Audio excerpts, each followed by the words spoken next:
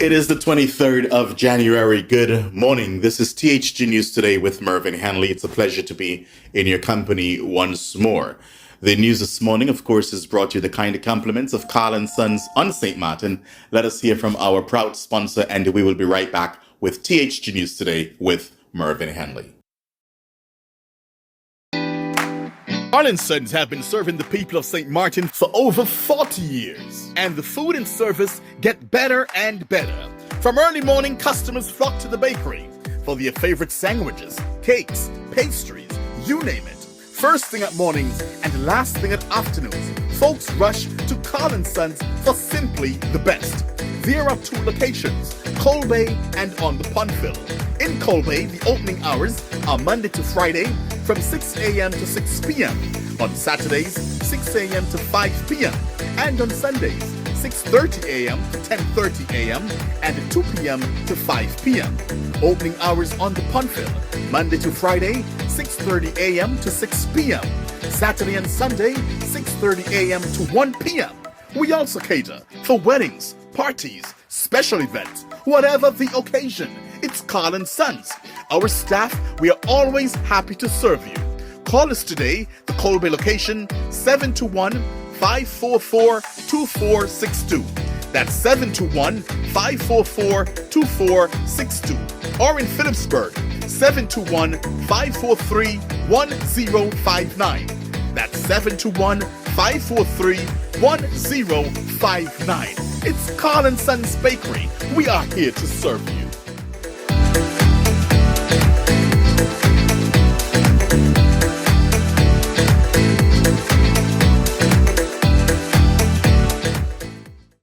The Prime Minister of St. Lucia, the Honorable Philip J. Pierre, has initiated the biggest tax amnesty program in the history of St. Lucia. And this is an official press statement from the office of the Prime Minister. And I know that a number of media outlets, they were talking about this yesterday. So I am going to share some great news for the people of St. Lucia on what's happening. And it can't get any better than this.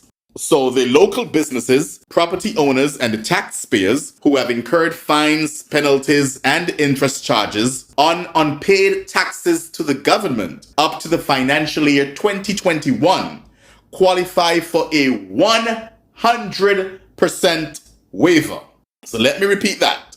Local businesses, property owners, and taxpayers who have incurred fines, penalties, and interest charges on unpaid taxes to the government up to the financial year 2021 qualify for a 100% waiver. Prime Minister Pierre has chosen to forego nearly $780 million in fines, penalties, and interest charges on unpaid taxes to the government. Where do you hear this? Have we ever heard this anywhere in the Caribbean, anywhere in the region? Now, this decision will alleviate the financial strain on our citizens and the local businesses and allow local businesses, property owners, and taxpayers to keep that money, according to the Prime Minister.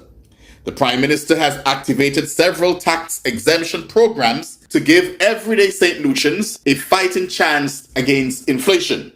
So I'm going to list some stuff for you. VAT exemption on sanitary products. VAT exemption on select building materials, VAT exemption on imported solar PV systems, VAT exemption on imported medical equipment, and reduced the concession for hybrid and electric vehicle imports from 35%, wow, it was at 35%, to 5%. And also, the press release went on to say, thanks to tax reform introduced by the Prime Minister, low-income earners and the government contractors have more breathing room. So what they're going to do? Hear this.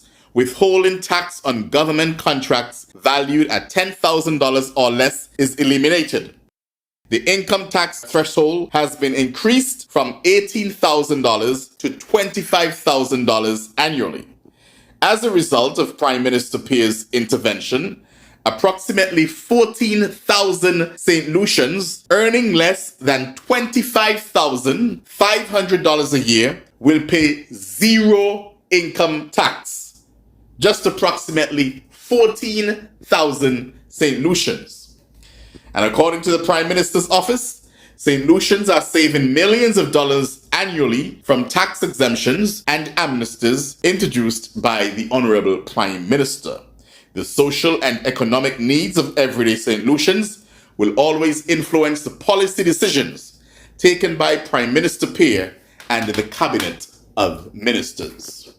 So this, I can say, is something good happening on St. Lucia for the people. We turn now to Anguilla. Some things are also happening on Anguilla, and this time I will speak about the groundbreaking for the cargo building. Her Excellency the Governor gave remarks Friday at the groundbreaking ceremony for the new cargo building, a significant step in the airport development plan. The UK funding of Phase 1 and 2, which includes important enabling works, the cargo building, and the design of a new modern and fit-for-purpose terminal building, gives Anguilla a strong foundation to move forward with the new phases of the development. Her Excellency the Governor said, "It's very exciting to break ground on the cargo building, and I very much hope construction of the terminal building and plans for the runway extension will move ahead this year. The runway extension will be a game changer for Anguilla and has the potential to transform the economy. I look forward to the day when we will all attend the groundbreaking ceremony for the new runway." So things are moving ahead on Anguilla as far as infrastructural development. So we can say that something good is also happening in Anguilla at this time. Now, Prime Minister Drew, he said members of his cabinet abide by rules of integrity, and I'm talking about out of St. Kitts and Nevis, and no evidence of wrongdoing found. Of course, there's been a back and forth between the Minister Conris Maynard and a private citizen who went on a few Facebook Lives accusing the Honorable Maynard of certain things or whatever the case may be. Of course, the magic word was allegedly. So Minister Conris Maynard would have responded and threatened legal action against the private citizen. But this is what Prime Minister the Honorable Dr. Terence Drew had to say. Prime Minister the Honorable Dr. Terence Drew has firmly stated that all members of his cabinet are in full compliance with the integrity and good governance laws of St. Kitts and Nevis, including the Honorable Conris Maynard, a respected minister in the government. During his appearance on The Edge on ZIZ television and radio on January 19th, Prime Minister Drew emphasized the seriousness with which the government approaches allegations. What I would say is that any question that is asked of any member of cabinet would have to be looked at, and that is why I was so prudent to talk about it. I wanted to be able to reflect that we had taken the time to make sure that we look and we do not take any statement for granted, said Prime Minister Drew. That is why I am able to say that members of the cabinet are abiding by the integrity law, and so I am happy to report that. Prime Minister Drew further expressed his unwavering support for the cabinet members, highlighting that all available reports and observations confirm their adherence to the integrity laws. The Prime Minister also spoke about the significance of the Whistleblowers Protection Act, passed in November 2023. The Whistleblowers Act provides a legal channel for reporting and protects all parties involved. We have put the Whistleblowers Act in place, and so we are asking that our people look at the law. The law was passed, he said. There is a channel that you can use, and our people have access to it. In other words, you go through the proper channels if you have something to say about a minister as far as accusations. In other words, the Prime Minister is saying you do not use a Facebook Live to do that. But anyway, let me continue with the statement from the Prime Minister. He went on to say, "I want to encourage our people to use these channels so that, in a great sense, you make sure that everybody has equal opportunities and protection under the law, those who would make accusations and those who are accused." Prime Minister Dr. Drew reinforced the government's commitment to upholding the law and ensuring equal protection for all citizens. He stressed that the law is impartially applied, safeguarding the rights of both the accusers and the accused. Yes. And finally, it was a bittersweet day yesterday for LIAT 1974 Limited. And according to the Facebook page of LIAT, it said it is a bittersweet day for us. Here is the final early morning departure of LIAT 1974 Limited from the VC Bird International Airport. Thank you to all who have supported us till the end of this chapter, and we look to the future with hope for the new one. Now, LIAT, which has been owned by Caribbean governments for more than 50 years, will conclude its present phase as LIAT 1974 Limited on January 24th. That's tomorrow. However, yesterday morning, we saw the final takeoff from VC Bird, and last evening, we saw the final landing of the LIAT 1974 Limited. Hopefully, very soon, there will be LIAT 2020 Limited.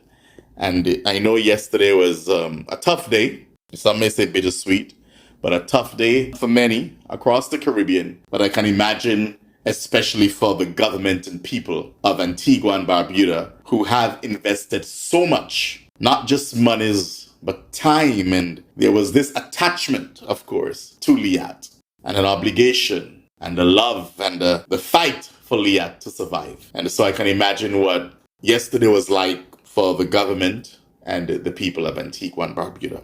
So we're going to show that, and while we're showing that, I'm going to say to you, enjoy the rest of your day.